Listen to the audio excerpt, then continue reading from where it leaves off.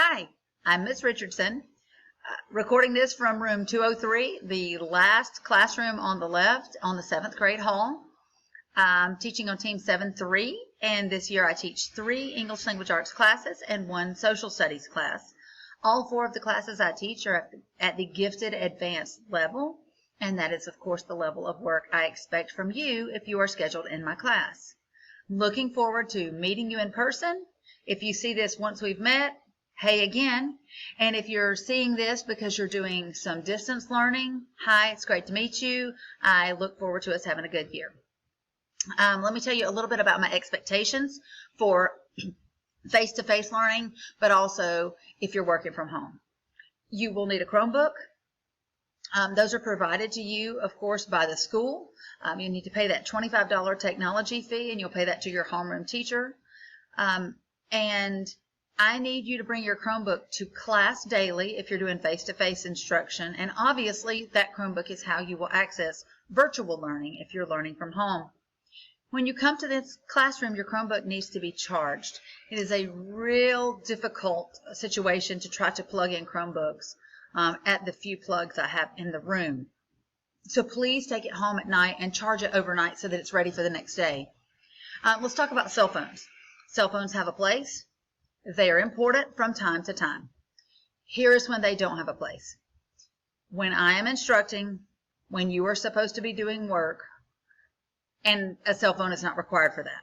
So I want to be very clear. If we're doing face-to-face instruction, I will insist that your cell phone be put in a safe place in my classroom that I provide for you. I have a calculator pocket hanging on my closet door that's numbered, and you can put your cell phone in that little pocket and then get it when you leave class.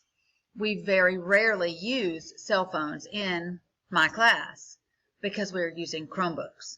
But if there is a circumstance where we would need one, it's right there in the pocket and you can go get it and put it to use. I certainly am not telling you if you have a cell phone, you have to leave it at home.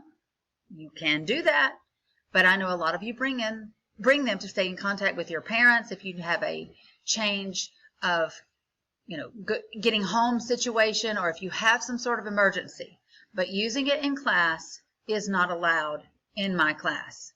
It doesn't matter what you did last year. It doesn't matter what you might do next year or what high school might be like. You should not be on your cell phone during my class. If you're a virtual learner, that's going to go the same. Obviously, I'm not going to have you a numbered pocket to put it in, but when you're at home and you're doing virtual learning with me and you're in my class, you should be focused on what's going on for my class instead of playing on your phone and texting with your friends or Snapchatting or whatever it is that you guys do with your cell phones. More on that later if needed. I like to have an open line of communication with you. What that means is I don't mind if you ask questions. I really want you to ask questions. I want you to feel free to send me an email if you have concerns that are more detailed than you have time to discuss with me in class. You're going to sign up for my Remind. You can message me through Remind. You can reach me through Google Classroom, even through an open question that's posted to the entire class, or you could post a question privately that's just to me. There are a variety of ways to reach me, and I'm encouraging all of those, and I'm open to discussing things with you. If you don't agree with how I scored an assignment, or you don't fully understand an assignment, please communicate with me.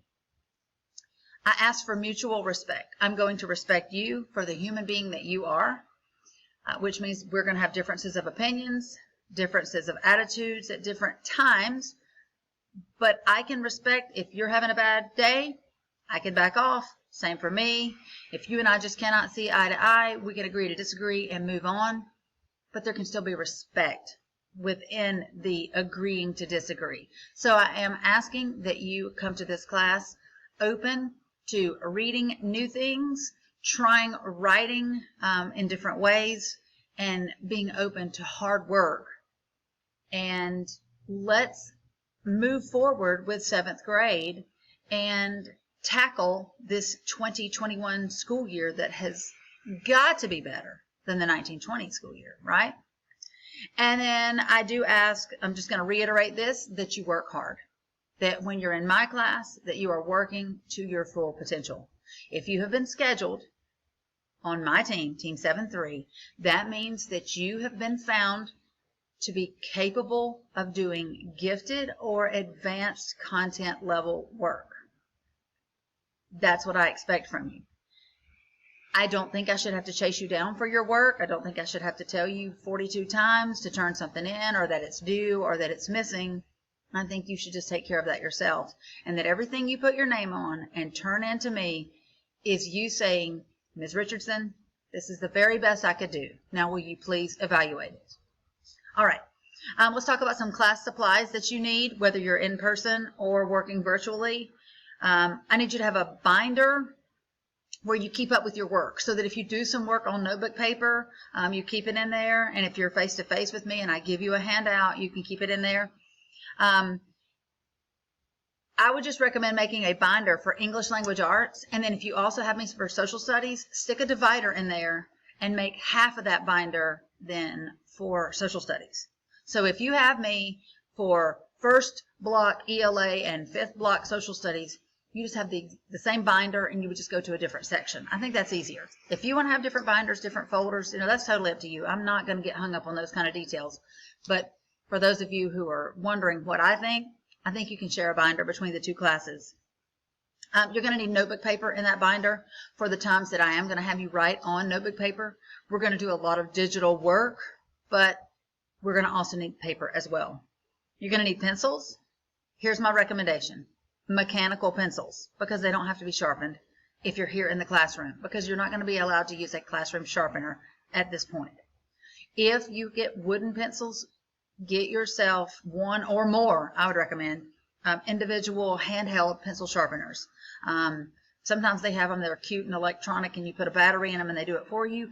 Other times you can find them for like 50 cents and they're just, you stick the pencil in, it's a hand turn, and it has a little thing maybe that collects the shavings for you. I see them at Walmart, Dollar General. You should have no trouble finding them, unless of course everybody's bought all of the ones that are out there. Who knows? You're going to need markers and colored pencils, because we can't do a class share on that. Like, I normally keep markers and colored pencils in here for your use, but we can't share. So bring your own of those. It's kind of a preference, markers or colored pencils. I don't think you need both. I would encourage you to get a wireless mouse. Those are really helpful to work with the Chromebook. If you already have it, just bring it. Put new batteries in it. But it's really helpful when you're writing and you need to copy, or not copy, we don't copy. When you need to cut and paste, meaning like work that you have created and you realize you want to move it elsewhere on the paper. Do you want to take paragraph 1 of your essay and make it paragraph 3? You can highlight and, cut the whole thing and move it to paragraph 3. That's a lot easier to do when you have a mouse than the little mouse pad that's on your Chromebook. It's just a good suggestion. And finally, earbuds. Earbuds are really helpful for if you're watching videos and you're working at your own pace. Instead of us watching it as a class, you can watch it independently, and that way we don't hear, 30 different videos going at slightly different paces. Okay? All right. I think that's about all I have for you now. If I think of more, I'll just make another video. I'm new to this. It still feels very awkward talking to my computer. I feel certain over the course of the year is if we do more digital learning, I will get better at it. I'll hopefully be less awkward.